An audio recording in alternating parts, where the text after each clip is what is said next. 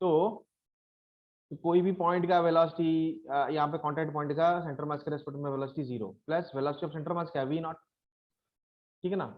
तो what is the net velocity of point p initially is equal to v not.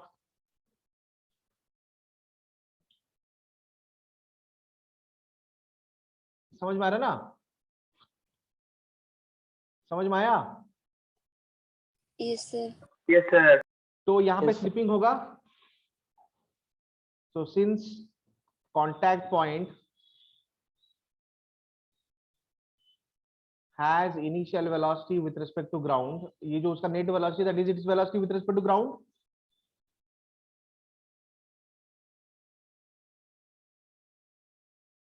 has, है ना, initial velocity with respect to ground, है ना। So है ना, the sphere है ना will start slipping, will start slipping, ठीक है ना। ये अभी स्लिप करना शुरू करेगा with respect to ground।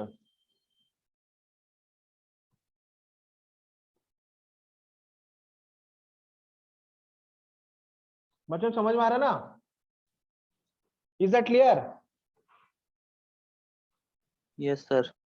अरे बताओ ना सब लोग, अभी अभी ये स्लिप करेगा ना पहले, तो इनिशियल मोशन तो स्लिपिंग है, इनिशियल मोशन स्लिपिंग है। क्वेश्चन ये पूछ रहा है कि रोलिंग कब आएगा, है ना। क्वेश्चन ये पूछ रहा है कि रोलिंग कब आएगा और रोलिंग के टाइम में सेंटर मास वेलोसिटी कितना होगा, है ना। अब सवाल ये है, क्वेश्चन तो हमें ये पूछ रहा है कि प्योर रोलिंग कब आएगा, ठीक है ना। अब हमारा सवाल ये है कि क्या सही में प्योर रोलिंग आ रहा है। पहले तो हमें ये जानने की जरूरत है ना कि प्योर रोलिंग कैसे आएगा, तब हम बोल सकते हैं ना कि प्योर रोलिंग कब आएगा। समझ में आ रहा है ना। फिर फ्रिक्शन लगेगा पीछे। हाँ अभी स्लिपिंग हो रहा है ना, तो फ्रिक्शन आएगा पीछे। वेरी गुड, स्लिपिंग हो रहा है तो स्लिपिंग की वजह से फ्रिक्शन आएगा पीछे। इसको ना एक एक पॉइंट कर लेते हैं, ठीक है। Very good. तो क्योंकि यहाँ पे स्लिपिंग हो रहा है तो अभी यहाँ पे फ्रिक्शन आएगा पीछे, है ना। ओके, तो रफ सरफेस है ना, स्मूथ सरफेस तो है नहीं, तो स्लिपिंग की वजह से तो फ्रिक्शन आएगा। अब रिलेटिव मोशन आ रहा है, फ्रिक्शन कब आता है? फ्रिक्शन वाले चैप्टर में हमने क्या पढ़ा था कि फ्रिक्शन दो है ना कॉन्टैक्ट सरफेस के बीच में कब आता है? जब उनके बीच में रिलेटिव स्लिपिंग होता है ना। तो यहाँ पे सॉलिड स्फीयर और ग्राउंड जो कि कॉन्टैक्ट में है, ठीक है ना, इनके बीच में स्लिपिंग कब आएगा?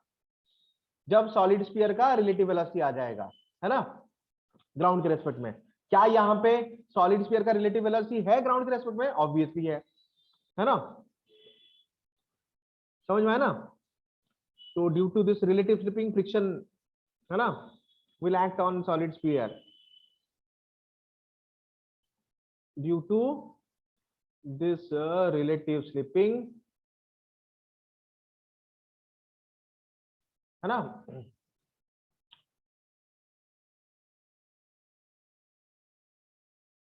ground exerts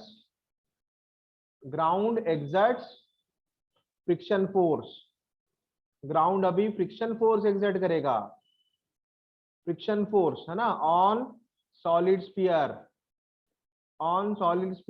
है ना, इन द बैकवर्ड डायरेक्शन।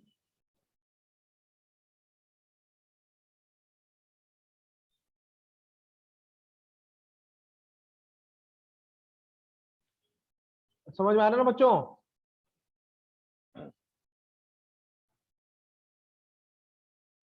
समझ में आ रहा है ना। ओके, तो अभी है ना ये फ्रिक्शन अभी यहाँ पे दो काम करेगा, है ना बच्चों। सारे बच्चों को यहाँ तक समझ में आ गया? Yes sir. ठीक है ना। Yes sir. अभी ये फ्रिक्शन जो है ना ये दो काम करेगा, ठीक है ना। ये क्या काम कर रहा है पता है ना? ये फ्रिक्शन जो है अभी नेट फोर्स की तरह एक्ट कर रहा है। किसके ऊपर? बॉडी के ऊपर। अभी बॉडी के ऊपर नेट फोर्स क्या है? फ्रिक्शन फोर्स है ना। तो ये हो गया अभी फ्रिक्शन फोर्स जो हो गया, बॉडी के ऊपर नेट फोर्स हो गया। लेकिन ये जो फ्रिक्शन फोर्स है ये बॉडी के वेलोसिटी के ऑपोजिट डायरेक्शन में है ना। इसका मतलब है बॉडी को रिटार्ड कराएगा, इसका मतलब है सॉलिड स्फीयर में रिटार्डेशन लाएगा, उसका सेंटर मास का वेलोसिटी को रिड्यूस करेगा फ्रिक्शन, है ना। Yes sir. तो नेक्स्ट Yes, पॉइंट sir. क्या है, ये जो फ्रिक्शन फोर्स है, नेक्स्ट पॉइंट ये है ना, दिस फ्रिक्शन फोर्स है ना acts like a retarding force. This friction force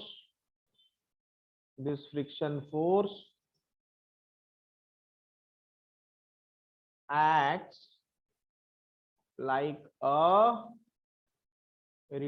force.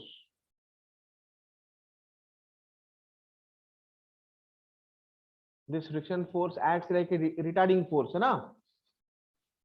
This friction force acts like a retarding force, है ना, on solid sphere and reduces its center of mass velocity. Reduces its center of mass velocity. तो उसका जो centre mass velocity को ये reduce भी किया। Clear clear Yes, sir. बच्चों, समझ में आ रहा है ना। Yes, sir. तो ये पेज खत्म हो गया। अब यही डायग्राम को ना फिर पीछे लेके जाते हैं और एक पेज में, तो थोड़ा जल्दी जल्दी करते हैं। वैसे मजे की बात है ना, ये कॉपी पेस्ट जो है ना मैंने कल ही सिखाया।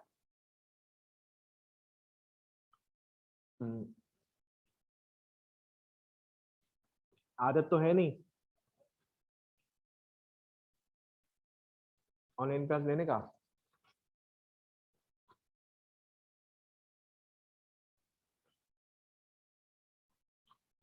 ये आ गया,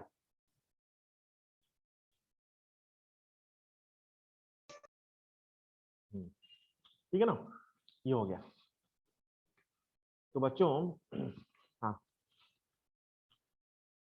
अब फ्रिक्शन यहाँ पे दूसरा काम भी कर रहा है at the same time. Friction अभी कौन सा दूसरा काम कर रहा है बोलो। फ्रिक्शन का एक टॉर्क आ रहा है, अगर सही से नोट करो तो फ्रिक्शन का एक टॉर्क आ रहा है सेंटर मास के अबाउट,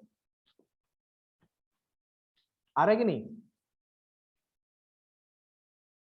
ये फ्रिक्शन का एक टॉर्क आ रहा है सेंटर ऑफ मास के about, R cross F, centre of mass के अबाउट, सॉलिड स्फीयर के सेंटर ऑफ मास के अबाउट फ्रिक्शन का टॉर्क Yes, आ रहा है। sir. आ रहा है कि नहीं बच्चों। Perpendicular distance sir. हाँ परपेंडिकुलर डिस्टेंस सर। हाँ, परपेंडिकुलर डिस्टेंस आ रहे हैं ना, तो फ्रिक्शन का टॉर्क क्या है, एंटी क्लॉकवाइज टॉर्क आ रहा है, आर क्रॉस एफ, है ना। तुम स्क्रीन में देख रहे हो ना, मेरे लिए तो क्लॉकवाइज है ना, तुम्हारे लिए भी क्लॉकवाइज होना चाहिए। तुम मेरे हाथ को देखोगे तो एंटी क्लॉकवाइज है, तुम खुद बनाओ R cross F about centre mass, R cross F. समझ में आ रहा है बच्चों। Yes, sir. Yes, sir. Clockwise होगा। फ्रिक्शन हैज, है ना, so there is a torque of friction about centre of mass, है ना। तो टॉर्क क्या करता है, tau is equal to I alpha होता है, tau is equal to I alpha होता है, ठीक है ना। तो ये टॉर्क कौन सा टॉर्क है, एंटी क्लॉकवाइज टॉर्क है ना। ये टॉर्क कौन सा टॉर्क है, क्लॉकवाइज टॉर्क है ना, क्लॉकवाइज टॉर्क है ना। Yes, sir. तो this torque is clockwise torque. जैसे फोर्स की वजह से आता है एक्सीलरेशन, वैसे टॉर्क की वजह से क्या आता है, एंगुलर एक्सेलरेशन। Angular acceleration. जैसे एक्सीलरेशन जो है वेलोसिटी चेंज कराता है ना, वैसे एंगुलर एक्सीलरेशन क्या करेगा, एंगुलर एक्सीलरेशन क्या करेगा, एंगुलर वेलोसिटी चेंज करें। एंगुलर वेलोसिटी चेंज करेगा, ठीक है ना। अब इनिशियल एंगुलर वेलोसिटी क्या है यहाँ पे, इनिशियल एंगुलर वेलोसिटी यहाँ पे क्या है, जीरो है। जीरो, ठीक है। और एंगुलर एक्सीलरेशन कौन सा एंगुलर एक्सीलरेशन है, क्लॉकवाइज एंगुलर एक्सीलरेशन है ना यहाँ पे। Yes sir. Yes, sir. Torque clockwise है, उसके वजह से एंगुलर sir. एक्सीलरेशन क्लॉकवाइज है, एंगुलर एक्सीलरेशन क्लॉकवाइज है, तो वो कौन सा एंगुलर वेलोसिटी लाएगा, क्लॉकवाइज एंगुलर वेलोसिटी लाएगा। वो क्लॉकवाइज एंगुलर वेलोसिटी लाएगा ना। Yes, sir. Okay, sir. Yes, sir. समझ में आया? हाँ sir. Yes, sir. Yes, sir. हाँ। तो देखो बच्चों, है ना, तो फिर अरे सबको समझ में आ रहा है या 3-4 बच्चे ही जो मेरे साथ आंसर दे रहे हैं उन्हीं को समझ में आ रहा है ना?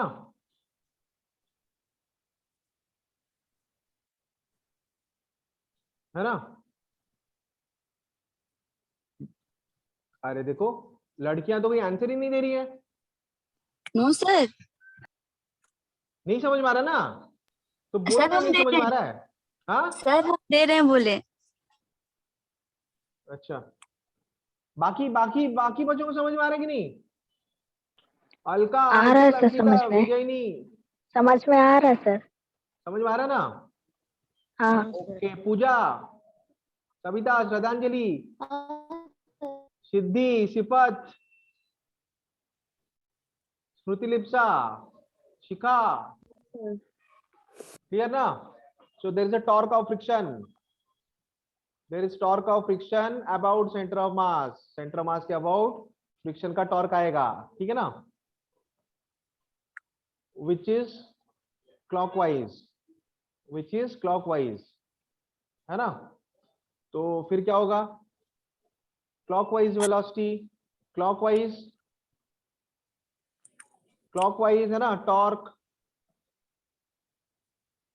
produces, clockwise torque produces clockwise angular acceleration alpha.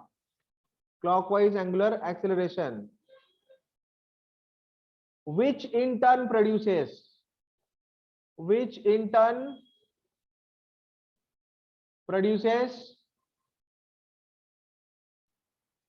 clockwise angular velocity.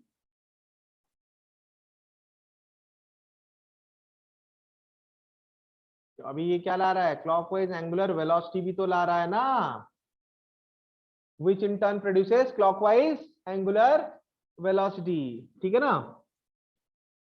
देखो फ्रिक्शन का टॉर्क क्या होगा? Clockwise torque perpendicular distance into R, है ना? Torque due to friction about centre of mass is equal to moment of inertia about centre of mass into alpha, है ना?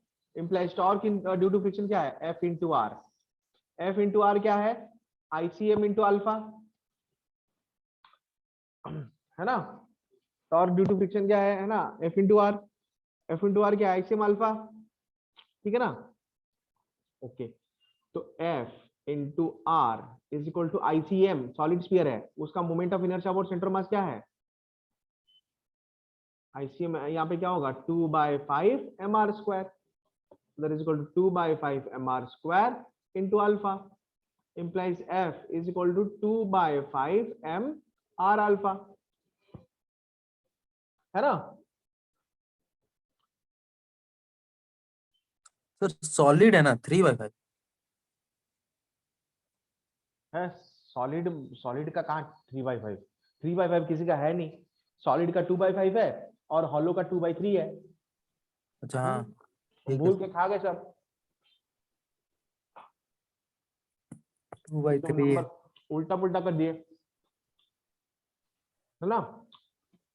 3/5 देखो बेटा, कंफ्यूजन आ रहा है ना दिमाग में, तो अभी हटा लो। 3/5 नंबर ही नहीं है कुछ, या तो 2/3 है या तो 2/5 है। तो Yes sir, yes.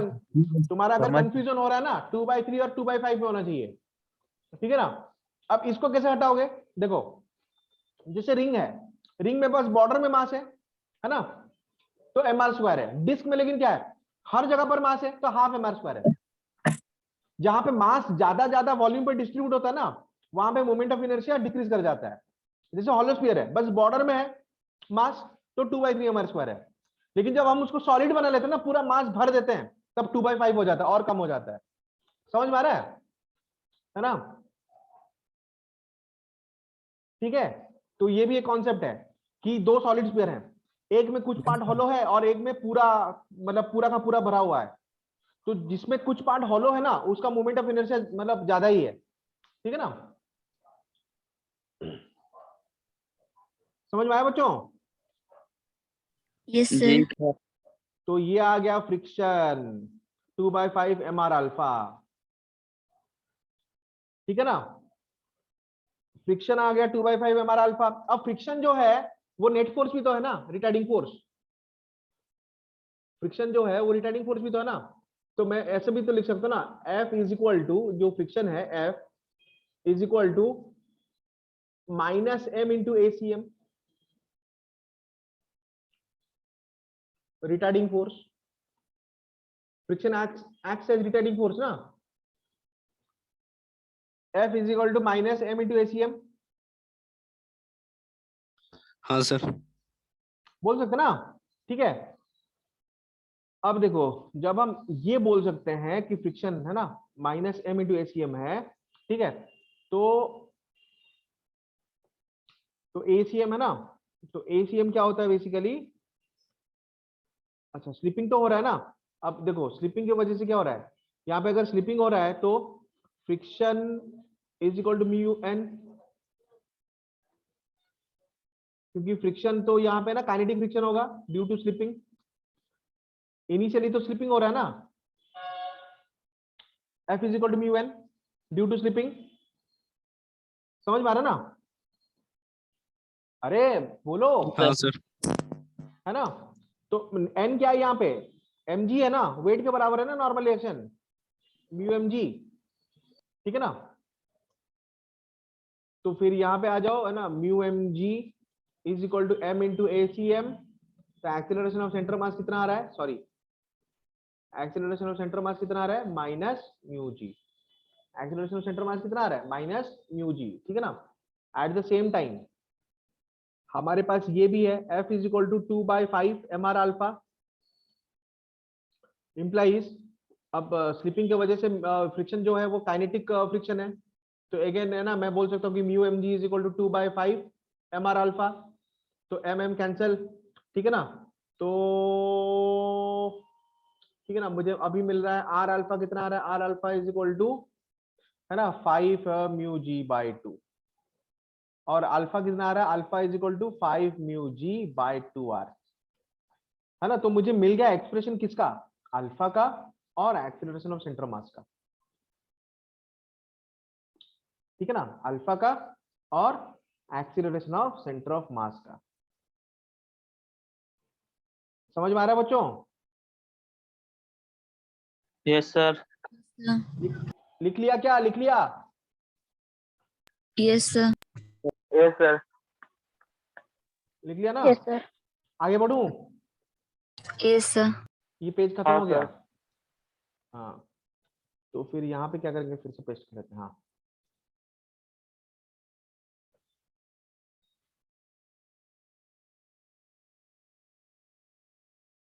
अरे वाह वाह वाह, डायग्राम छोटा भी हो गया, मजा आ गया, ठीक है ना, थोड़ा स्पेस सेव हो गया, उतना और ज्यादा छोटा नहीं करते हैं, ठीक है।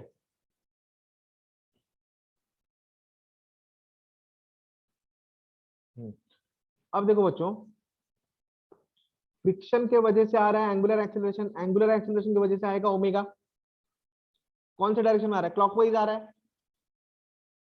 फ्रिक्शन की वजह से टॉर्क आ रहा है क्लॉकवाइज, टॉर्क की वजह से अल्फा आ रहा है क्लॉकवाइज, उसके वजह से ओमेगा आ रहा है क्लॉकवाइज। तो कोई भी इंटरमीडिएट टाइम में velocity of point of contact, है ना, ओमेगा एंगुलर वेलोसिटी आने की वजह से एक, है ना, सेंटर मास का velocity with respect to centre mass velocity omega r आ गया, और प्लस सेंटर ऑफ मास के साथ सेंटर मास का वेलोसिटी डिक्रीज हो रहा है ना, जो कि वो हो गया v, है ना। समझ में आ रहा है। तो मान लो मैं एक इंटरमीडिएट टाइम ले रहा हूं, इंटरमीडिएट टाइम मतलब let at some time t, let, है ना, let velocity of center of mass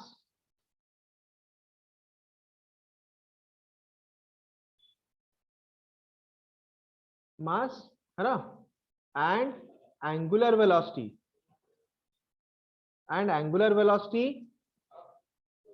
of solid sphere, and angular velocity of solid sphere at some time, है ना, t b, है ना, let velocity of center of mass and angular velocity of solid sphere at some time t b, at some time t b, है ना, तो मान लो b omega, मान लो ना, कुछ टाइम के बाद तो डेफिनेटली ना वेलोसिटी सेंटर मास का तो डिक्रीज कर रहा है, तो मान लो वो v नॉट से डिक्रीज करके v हो गया, और एंगुलर वेलोसिटी जो है ना, क्लॉकवाइज एंगुलर एक्सीलरेशन की वजह से एंगुलर वेलोसिटी इंक्रीज कर रहा है, तो है ना, तो मान लो वो एंगुलर वेलोसिटी इंक्रीज करके 0 से ओमेगा हो गया, है ना, समझ में आ रहा है? Yes sir, yes sir. सबको समझ में आ रहा है ना? सेंटर मास का वेलोसिटी डिक्रीज करके v हो गया कुछ टाइम t के बाद, और angular velocity angular clockwise angular acceleration की वजह से इंक्रीज होकर ओमेगा हो गया, ठीक है ना? समझ में आ रहा है बच्चों? Yes, sir. So velocity of contact point. So velocity of contact point at time t. So velocity of contact point, है ना, at time t.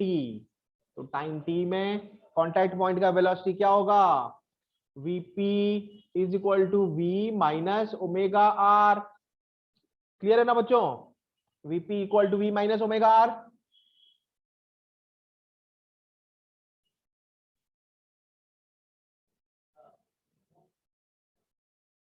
बच्चों, अरे पॉइंट ऑफ कांटेक्ट वेलोसिटी क्या है? Velocity of centre of mass plus velocity of point of contact with respect to centre mass ना, तो velocity of centre mass अभी v है, और पॉइंट ऑफ कांटेक्ट का velocity with respect to centre mass अभी minus omega r है। Clear? Yes, sir. लेकिन अभी इसमें देखो ये क्या हो रहा है ना, अभी तुम लोग है ना पूरा ध्यान से देखो तुम लोग, ठीक है, ये जो v है ये अभी डिक्रीज कर रहा है, v नॉट से रिटार्डेशन हो रहा है ना, v जो है ये डिक्रीज कर रहा है। Yes sir. हाँ, सर वो और माइनस ओमेगा आर होगा या प्लस ओमेगा आर? अरे क्लॉकवाइज एंगुलर वेलोसिटी हो रहा है, एंगुलर वेलोसिटी क्लॉकवाइज है, तो कैसे रोटेट करेगा सॉलिड स्फीयर? क्लॉकवाइज रोटेट करेगा, तो फिर पॉइंट ऑफ कांटेक्ट का जो वेलोसिटी है सेंटर मास के रेस्पेक्ट में किस तरफ है? Opposite direction. अपोजिट डायरेक्शन में ना, v के। Yes, sir. हाँ, तो v पॉजिटिव है तो ओमेगा माइनस होगा ना। Yes, sir. अरे यार ठीक है, अच्छा v डिक्रीज कर रहा है कि नहीं बच्चों? v डिक्रीज कर रहा है सारे बच्चों, सर v डिक्रीज कर रहा है क्या? सर उसे वी नॉट भी तो ले सकते हैं ना। अरे वो तो डिक्रीज करेगा ना भाई, फ्रिक्शन एक्ट कर रहा है ना भाई, स्लिपिंग हो रहा है ना वी नॉट की वजह से, पहले तो वी नॉट था उसके वजह से तो स्लिपिंग हाँ, आया, उसके वजह से तो फ्रिक्शन आया, फ्रिक्शन तो रिटार्डेशन प्रोड्यूस हाँ। किया, फ्रिक्शन तो एंगुलर एक्सीलरेशन प्रोड्यूस किया, टॉर्क एंगुलर टॉर्क ला रहा है, मतलब क्लॉकवाइज टॉर्क ला रहा है, उसके वजह से क्लॉकवाइज एंगुलर एक्सीलरेशन आ रहा है, उसके वजह से तो वेलोसिटी आ रहा है ना क्लॉकवाइज। अरे सारा हाँ भूल सर, गए? मतलब हाँ सर याद है, मतलब टाइम t ये इक्वल टू अभी 0 है, अभी ये टाइम t है बेटा, हाँ हाँ हाँ तो उसका वेलोसिटी चेंज हो चुका है v नॉट से, अभी है ना? नोट से वी ले ली। हाँ सर। हाँ, अच्छा अच्छा, यहाँ पे लिखा नहीं क्या, at some time T B, है ना, v एंड ओमेगा रेस्पेक्टिवली। अरे यार कहीं पे मैं अगर थोड़ा गलती कर देता हूँ ना भाई, पीयूष मंडल भी वहां पे फंस जाते हैं, ठीक है ना? Let velocity of centre mass and angular velocity of solid sphere at some time T B, v and omega respectively. समझ में आया? Yes sir. हाँ, तो वेलोसिटी डिक्रीज कर गया, वेलोसिटी डिक्रीजिंग क्वांटिटी है यहाँ पे, मतलब मैंने यहाँ पे जो एरो लिया ना ये डिक्रीजिंग क्वांटिटी के लिए लिया, वेलोसिटी डिक्रीजिंग क्वांटिटी है।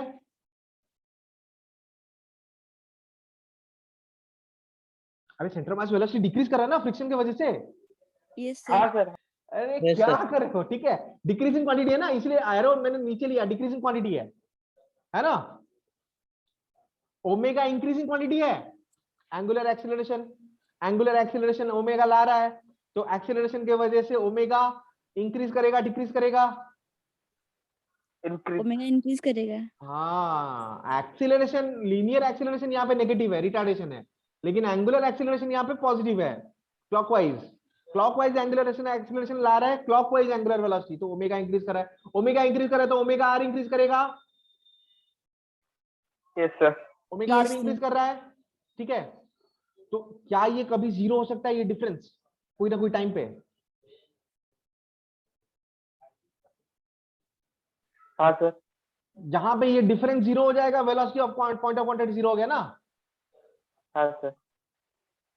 यही तो हमें चाहिए था ना कि कैसे आ रहा है pure rolling, point of contact का जो नेट वेलोसिटी है वो v माइनस ओमेगा आर है, लेकिन हो क्या रहा है ना वेलोसिटी डिक्रीज कर रहा है और ओमेगा इंक्रीज कर रहा है। पॉइंट ऑफ कांटेक्ट का जो वेलोसिटी का एक्सप्रेशन है वो v माइनस ओमेगा आर है, उसमें v डिक्रीज कर रहा है ओमेगा आर इंक्रीज कर रहा है, तो वो जो डिफरेंस है वो उनके बीच में जो गैप है वो डिक्रीज कर रहा है, वो डिक्रीज करते करते एक पॉइंट ऑफ टाइम में जीरो हो गया। जहां पे velocity of point of contact zero हो गया तो रिलेटिव स्लिपिंग बंद, यस सर। Yes, तो sir. रिलेटिव स्लिपिंग बंद मतलब फ्रिक्शन गायब, Yes, sir. फ्रिक्शन गायब ना, तो फ्रिक्शन गायब मतलब है ना, जो तब तक जो वेलोसिटी आ गया सेंटर ऑफ मास का और जो एंगुलर वेलोसिटी आ गया वो चेंज नहीं होगा, Yes, sir. यस मतलब वही वेलोसिटी और वही एंगुलर वेलोसिटी के साथ है ना वो सॉलिड स्फीयर कंटिन्यू करेगा अपना मोशन। Yes, sir. Point of contact का वेलोसिटी जीरो है अभी finally v minus omega zero होने के बाद,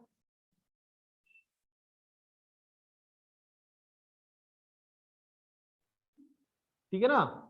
तो जब vp equal to zero, when vp is equal to zero pure rolling will be attend.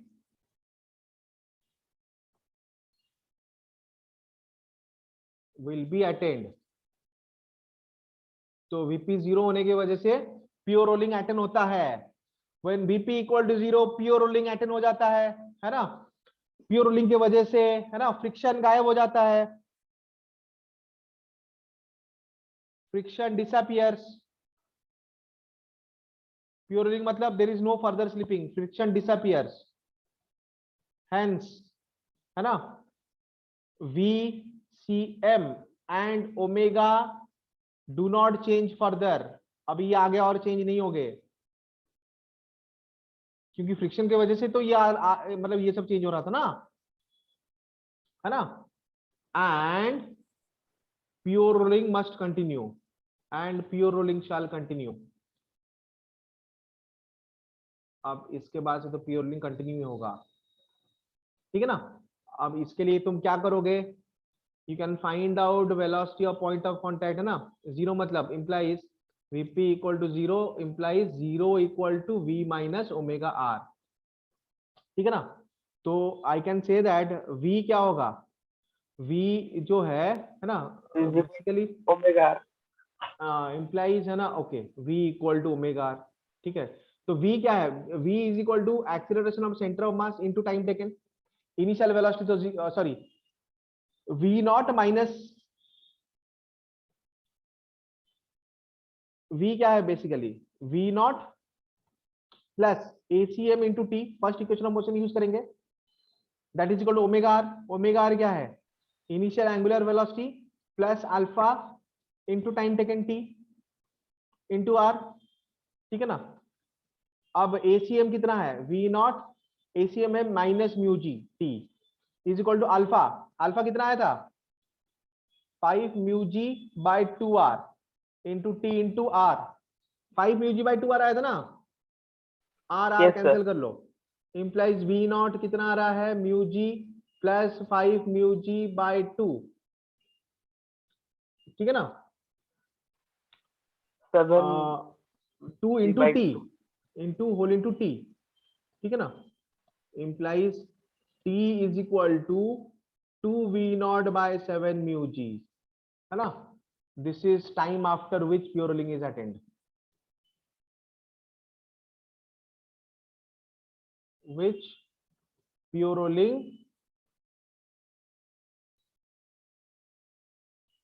is attained। समझ में आया बच्चों, लिख लो जल्दी से, जल्दी से लिख लो, है ना। क्लास अभी ओवर है।